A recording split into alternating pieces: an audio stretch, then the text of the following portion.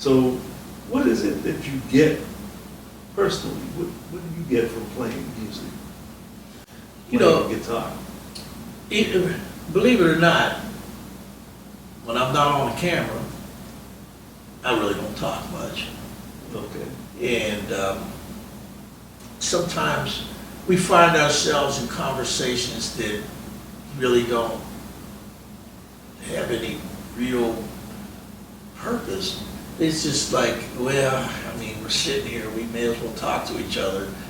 And so you have to talk about something, whether it's world politics, what about Donald Trump or whatever. And sometimes you just don't want to be engaged in that kind of conversation. Most of the time I don't.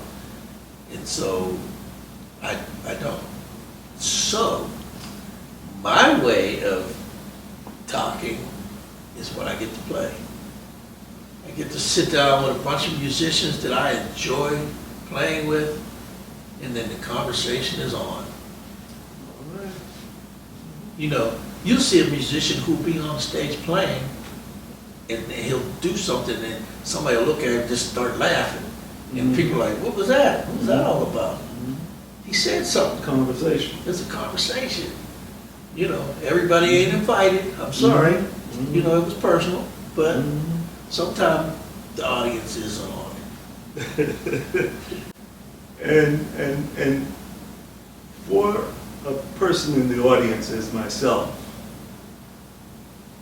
those magical moments that happen between the scientists, if we are paying attention, we catch it. We may not understand the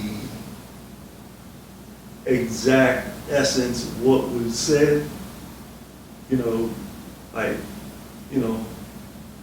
somebody laughing at somebody else, or somebody cursing at somebody else. Right. Or, we may not understand that, but if we pay attention, I speak for myself, if I pay attention to the music as I'm hearing it, I gather the essence of that quip.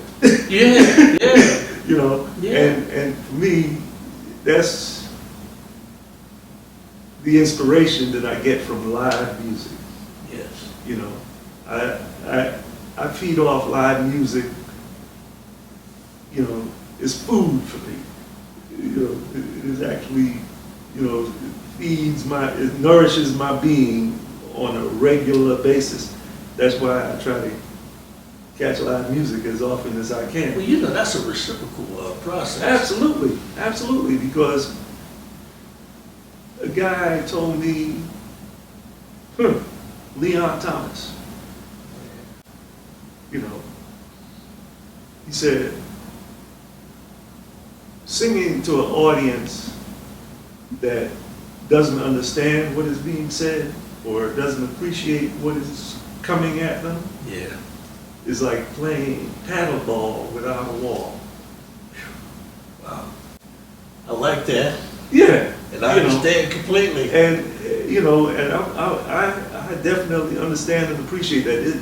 It's a reciprocal thing, That's right. Guys put out based on what's coming back, and, they drop an ace and you don't pick up on it, they don't have to do that. They can play soft. Yeah. So, it's a great experience like that. So, all of this leads me to come to our presentation coming up on March 11th at the Kelly Strayhorn Theater with you and your quartet.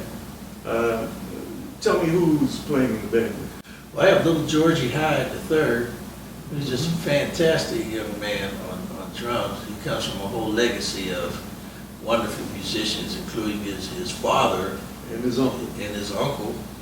And his father, the grandfather was a, Technician. yeah, no question about it. They had the Hyde Studios from years ago. I just can't say enough about it. He's a fine young man. He understands. You can see it. You can see it in his eyes. You can see it in his body language. He's a fine young man. And I've only known him for the 10 years I've been in Pittsburgh, and you know, I can That's about testify. half his life. Yeah, right. It's a little less than half his life, and I can testify to his growth. Yes. I can testify to his growth.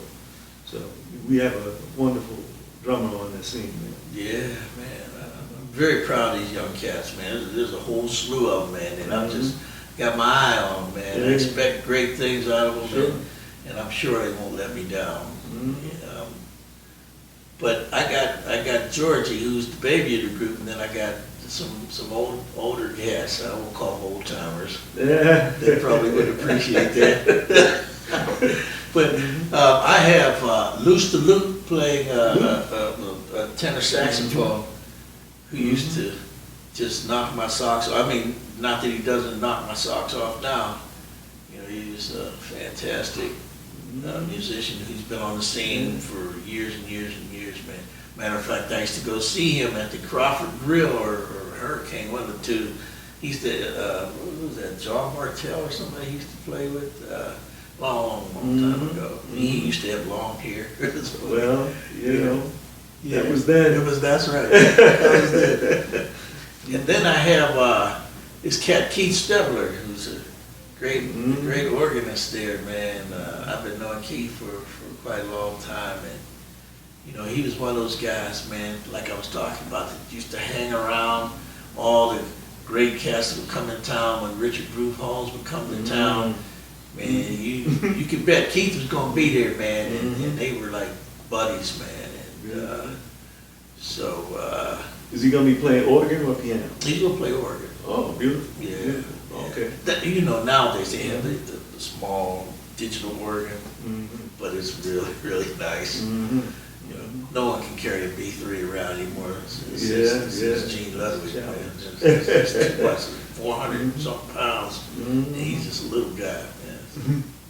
But that's my quartet, you know, and I'm so excited to be playing with these guys, and also opening up for Mark Whitfield, man, who is just a fantastic guitar player, man. I followed him, I guess, when he just got out of college. I guess he came along with Went Marcellus and all those guys from around that Maybe a little after Wynton. A little after Wynton? Yeah. He's a little younger than Eight. Wynton? Okay.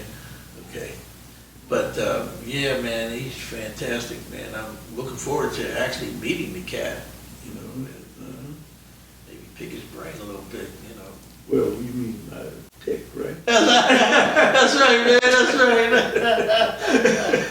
Pick his brain. Yeah, I like it. That's great. That's great. Well, I appreciate this little time we spent here, man. Man, it was my great pleasure. I mean that. Mark,